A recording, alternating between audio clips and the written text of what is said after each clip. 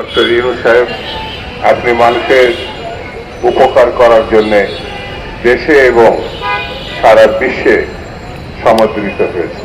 আপনার সুনাম আছে। আপনি মানুষের সেই মানুষ যারা খুব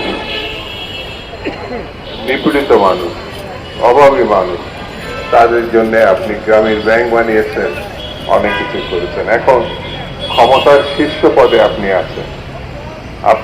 আপনার কাছে বা আপনার সরকারের কাছে দাবি জানানোর কোনো কারণ নাই।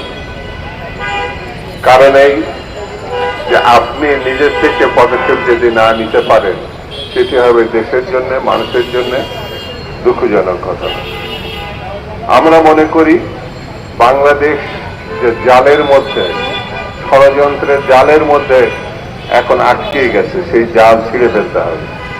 সেই জাল ছিঁড়তে হলে কঠিন কঠোর রাজনৈতিক নেতৃত্ব দরকার। আর এই রাজনৈতিক নেতৃত্ব প্রতিষ্ঠা করার জন্য মানুষের সমর্থিত একটি সরকার দরকার। এবং সেই সরকার যদি আমাদের প্রতিষ্ঠা করতে হয়, তাহলে মানুষের ভোটাধিকার ফিরিয়ে দিতে হবে। মানুষ তার পছন্দের প্রার্থীর দলকে নির্বিঘ্নে কোন রকম বাধা ছাড়াই যাতে ভোটটা দিতে পারে, এটি হচ্ছে এই মুহূর্তে সব থেকে জরুরি কাজ। কেন জরুরি কাজ? কোন সরকারের পিছনে যদি জনগণ থাকে, দেশবাসী থাকে, তাহলে পরে সেই সরকারের পক্ষেই কঠিন স্তর থেকে কঠিনতর সিদ্ধান্ত গ্রহণ করা সম্ভব এবং সেটি কার্যকর করা সম্ভব। এখন যে সরকারটি আছে, বিভিন্ন রাজনৈতিক দল সমর্থন করেছে বটে, কিন্তু এই সরকারের কাছে প্রত্যাশিত ফল না পাওয়ার কারণে অন্যান্য রাজনৈতিক দল এখনো এই সরকারকে কাঁধে করে নিয়ে চলছে। কিন্তু তারা তাদের কর্মসূচি, তাদের আগামী ভবিষ্যৎ নির্ধারণে যদি বারবার হতাশাজনক পরিস্থিতিতে পড়ে, তাহলে এই সমর্থন অব্যাহত রাখা কঠিন হবে। কোন রাজনৈতিক দলের পক্ষে এই অব্যাহত ব্যর্থতার মুখেও অব্যাহত সমর্থন দেওয়া কঠিন হবে। সেই জন্য আমি মনে করি যত দ্রুত সম্ভব ভালো নির্বাচন করার জন্য যে সংস্কারগুলো অতি প্রয়োজনীয়, সেই সংস্কারগুলো সম্পন্ন করে একটি ভালো নির্বাচনের আয়োজন করা। আমাদের নেতা জনাব তারেক রহমান, বিএনপির অ্যাক্টিং চেয়ারপারসন, স্পষ্ট করে বলেছেন, একেবারে প্রকাশ্যে বলেছেন, নির্বাচন এবং সংস্কারের ভিতর কোনো সংঘাত নাই। কিন্তু সরকারের পক্ষ থেকে একটা ধারণা দেওয়ার চেষ্টা হচ্ছে কম সংস্কার করলে দ্রুত নির্বাচন দেওয়া যাবে, আর বেশি সংস্কার করলে একটু দেরি হবে। কম বেশির ব্যাপার না, সংস্কার কি করবেন সেটাই তো এখন স্পষ্ট করে বলেন না।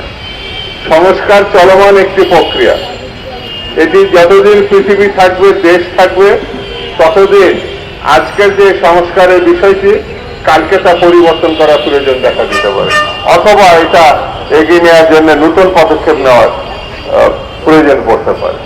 সেই জন্য সংস্কারের সঙ্গে কোন রাজনৈতিক দলের বিরোধ নাই, সরকারের সঙ্গেও রাজনৈতিক দলের বিরোধ নাই। এমন একটি চমৎকার পরিস্থিতিতে আমরা কেন দেশটাকে ভালোভাবে পরিচালনা করতে পারবো না, এটি হচ্ছে মুখ্য বিষয়। 2 নম্বর হচ্ছে বাংলাদেশের আশেপাশে অনেক শক্তি আছে যারা বাংলাদেশের স্বাধীনতাকে বিপন্ন করেছে, যারা বাংলাদেশকে অন্যের দেশে দাসত্বে বন্ধ না বন্ধ করতে চেয়েছিল। তারা এখনো সক্রিয়, তারা এখনো খুনের জন্য আফসোস করে না, লুটপাটের জন্য তাদের কোনো তারা লজ্জা বোধ করে না।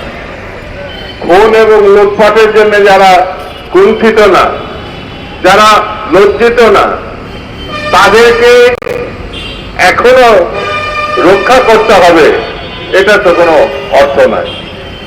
কিসের জন্য রক্ষা করতে হবে?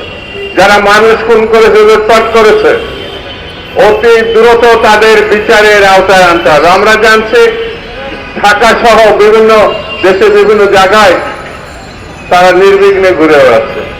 কোনো জায়গায় আন্দোলনকারী শক্তিদের উপরে তারা আক্রমণ করছে, কোনো জায়গায় প্রশাসন এবং আইন শৃঙ্খলা বাহিনীর সঙ্গে তারা জোটবদ্ধ হয়ে আন্দোলনকারীদের ব্যাপারে মামলা মোকদ্দমা করছে।